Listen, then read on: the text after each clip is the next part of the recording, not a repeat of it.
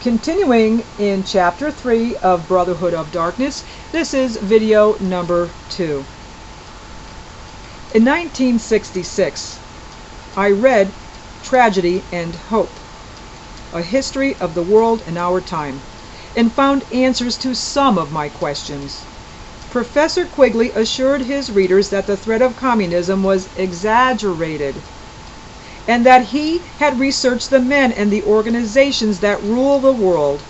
In those days, many people believed that our State Department had turned Eastern Europe and China over to the communists because our government was dominated by subversive agents. Professor Quigley ridiculed that idea.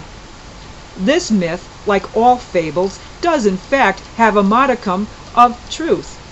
There does exist, and has existed for a generation, an international Anglophile network which operates, to some extent, in the way the radical right believes the communists act. In fact, this network, which we may identify as the Round Table groups, has no aversion to cooperating with the communists or any other groups, and frequently does so. I know of the operations of this network because I have studied it for 20 years and was permitted for 2 years in the early 1960s to examine its papers and secret records. Professor Quigley explained the movement that initially created the Round Table groups and later organized the Council on Foreign Relations.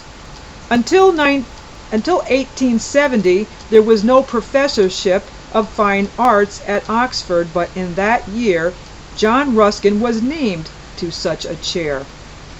He hit Oxford like an earthquake, not so much because he talked about fine arts, but because he talked also about the empire and England's downtrodden masses, and above all because he talked about all three of these things as moral issues.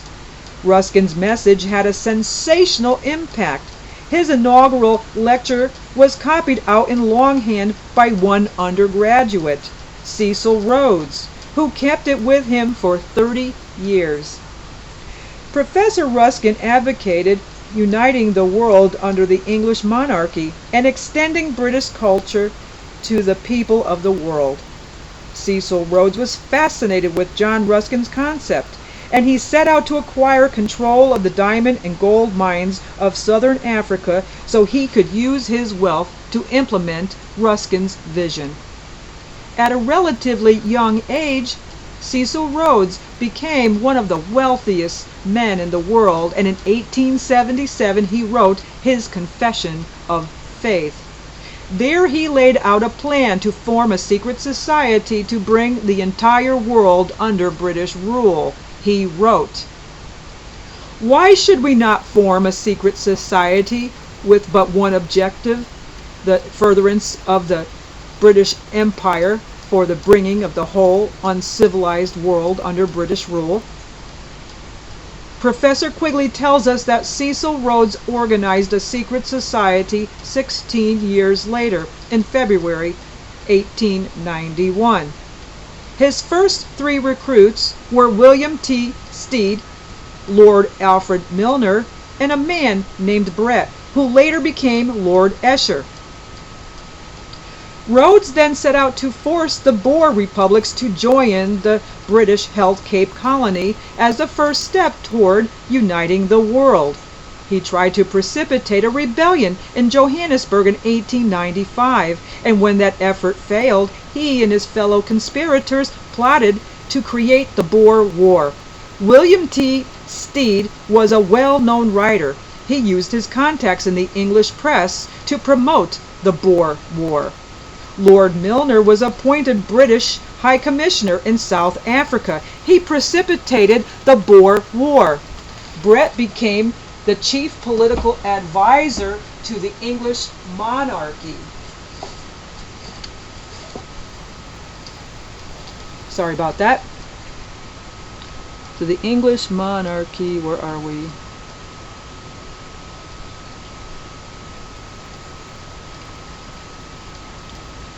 Sorry to interrupt.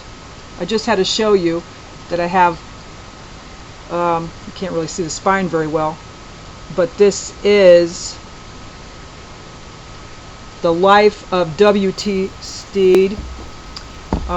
There's a 2-volume book, and I also have the books on the guy who wrote it. Okay, monarchy. I left off at monarchy. Okay, he convinced both Queen Victoria and King Edward II they should support the Boer War. It was a costly undertaking.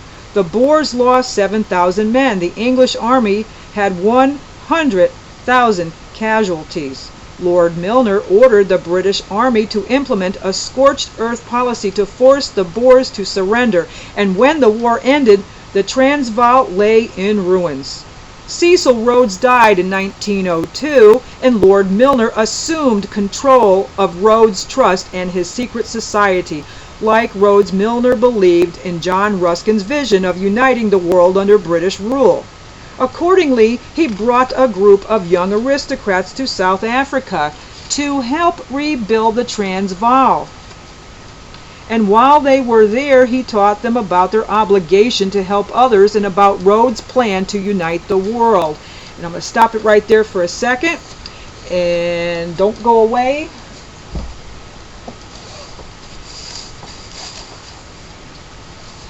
Because I have straight out of South Africa, this was not a cheap book, The Last Will and Testament of Cecil J. Rhodes, and that was put into the trust of W.T. Stead. It's got more than just his last will and testament, but here is a picture of Mr. Rhodes. I thought this might be a little interesting thing to add. There he is.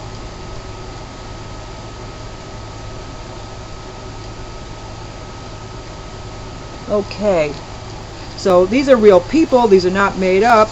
The history is there. It only takes research, and research takes time.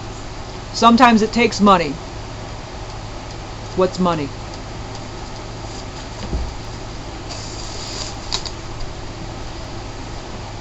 Anyway, we will continue with chapter 3. In the next video, it will be video number 3. Sorry about the interruption, but I thought that would be a nice little thing to interject some of these books, because I've been collecting a number of these books. Fun thing to do, and it validates the reading. Remember, I had mentioned that I had been finding these books long before I even read this book. Okay? So, see you in the next video. Stick with me. This is a fun thing to read.